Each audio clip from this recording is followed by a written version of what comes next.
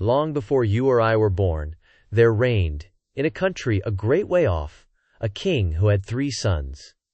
This king once fell very ill, so ill that nobody thought he could live. His sons were very much grieved at their father's sickness, and as they were walking together very mournfully in the garden of the palace, a little old man met them, and asked what was the matter.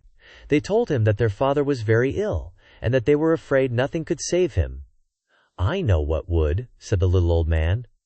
"It is the water of life. If he could have a draught of it, he would be well again, but it is very hard to get." Then the eldest son said, "I will soon find it." And he went to the sick king, and begged that he might go in search of the water of life, as it was the only thing that could save him. "No," said the king. "I had rather die than place you in such great danger as you must meet with in your journey." But he begged so hard that the king let him go. And the prince thought to himself, "If I bring my father this water, he will make me sole heir to his kingdom." Then he set out, and when he had gone on his way some time, he came to a deep valley, overhung with rocks and woods. And as he looked around, he saw standing above him on one of the rocks a little ugly dwarf, with a sugarloaf cap and a scarlet cloak. And the dwarf called to him and said, "Prince, whither so fast?" "What is that to thee, you ugly imp?" said the prince haughtily, and rode on. But the dwarf was enraged at his behavior, and laid a fairy spell of ill luck upon him, so that as he rode on the mountain pass became narrower and narrower, and at last the way was so straitened that he could not go a step forward. And when he thought to have turned his horse round and go back the way he came, he heard a loud laugh ringing round him, and found that the path was closed behind him, so that he was shut in all round. He next tried to get off his horse and make his way on foot, but again the laugh rang in his ears, and he found himself unable to move a step, and thus he was forced to abide spellbound.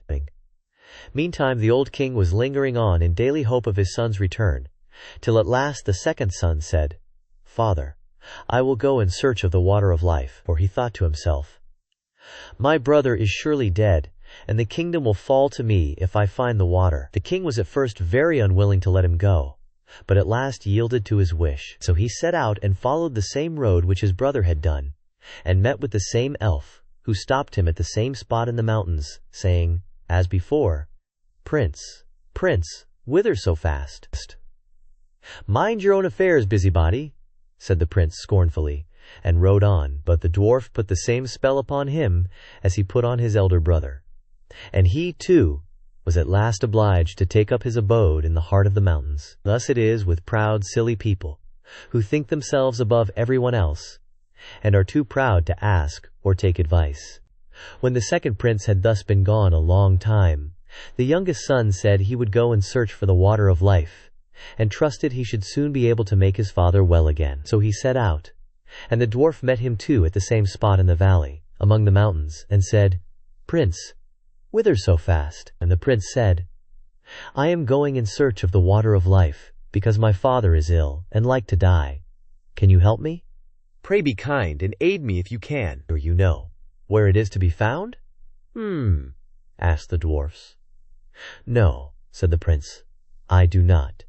Pray tell me if you know, and as you have spoken to me kindly, and are wise enough to seek for advice, I will tell you how and where to go." When they came to their journey's end, the youngest son brought his cup to the sick king, that he might drink and be healed. Scarcely, however, had he tasted the bitter sea water, when he became worse even than he was before. And then both the elder sons came in, and blamed the youngest for what they had done, and said that he wanted to poison their father, but that they had found the water of life, and had brought it with them. He no sooner began to drink of what they brought him, than he felt his sickness leave him, and was as strong and well as in his younger days. Then they went to their brother, and laughed at him, and said, "Well, brother, you found the water of life, did you? You have had the trouble, and we shall have the reward. Pray, with all your cleverness, why did not you manage to keep your eyes open? Next year one of us will take away your beautiful princess, if you do not take care. You had better say nothing about this to our father, for he does not believe a word you say, and if you tell tales, you shall lose your life into the bargain. But be quiet, and we will let you off." The old king was still very angry with his youngest son, and thought that he really meant to have taken away his life.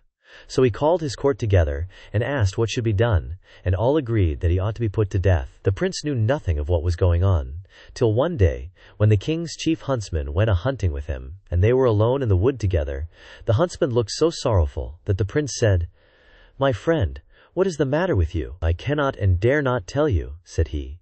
But the prince begged very hard, and said, "Only tell me what it is, and do not think I shall be angry, for I will forgive you." "Alas," said the huntsman, "the king has ordered me to shoot you." The prince started at this, and said, "Let me live, and I will change dresses with you. You shall take my royal coat to show to my father, and do you give me your shabby one." "With all my heart," said the huntsman. "I am sure I shall be glad to save you, for I could not have shot you." Then he took the prince's coat, and gave him the shabby one, and went away through the wood. Some time after, 3 grand embassies came to the old king's court, with rich gifts of gold and precious stones for his youngest son. Now all these were sent from the 3 kings, to whom he had lent his sword and loaf of bread, in order to rid them of their enemy and feed their people. This touched the old king's heart, and he thought his son might still be guiltless, and said to his court, "Oh, that my son were still alive!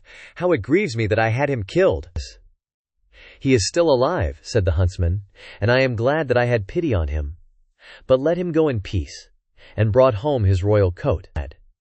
At this the king was overwhelmed with joy, and made it known throughout all his kingdom, that if his son would come back to his court he would forgive him. Meanwhile the princess was eagerly waiting till her deliverer should come back, and had a road made leading up to her palace all of shining gold, and told her courtiers that whoever came on horseback, and rode straight up to the gate upon it, was her true lover, and that they must let him in. But whoever rode on one side of it, they must be sure was not the right one, and that they must send him away at once. The time soon came, when the eldest brother thought that he would make haste to go to the princess, and say that he was the one who had set her free, and that he should have her for his wife, and the kingdom with her. As he came before the palace and saw the golden road, he stopped to look at it, and he thought to himself, "It is a pity to ride upon this beautiful road." So he turned aside, and rode on the right-hand side of it. But when he came to the gate, the guards, who had seen the road he took, said to him, he could not be what he said he was, and must go about his business. The second prince set out soon afterwards on the same errand, and when he came to the golden road, and his horse had set 1 foot upon it, he stopped to look at it, and thought it very beautiful, and said to himself, "What a pity it is that anything should tread here." Then he too turned aside, and rode on the left side of it. But when he came to the gate, the guards said he was not the true prince, and that he too must go away about his business. And away he went. Now when the full year was come round, the third brother left the forest in which he had lain hid, for fear of his father's anger, and set out in search of his betrothed bride. So he journeyed on, thinking of her all the way, and rode so quickly that he did not even see what the road was made of, but went with his horse straight over it. And as he came to the gate it flew open, and the princess welcomed him with joy, and said he was her deliverer, and should now be her husband and lord of the kingdom. When the first joy at their meeting was over, the princess told him she had heard of his father having forgiven him, and of his wish to have him home again. So, before his wedding with the princess, he went to visit his father, taking her with him. Then he told him everything, how his brothers had cheated and robbed him, and yet that he had borne all those wrongs for the love of his father.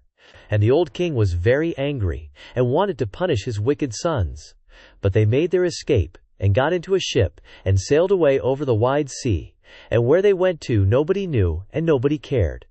And now the old king gathered together his court, and asked all his kingdom to come, and celebrate the wedding of his son, and the princess. And young and old, noble and squire, gentle and simple, came at once on the summons, and among the rest came the friendly dwarf, with the sugarloaf hat, and a new scarlet cloak. And the wedding was held, and the merry bells rung. And all the good people they danced and they sung, and feasted and frolicked I can't tell how long.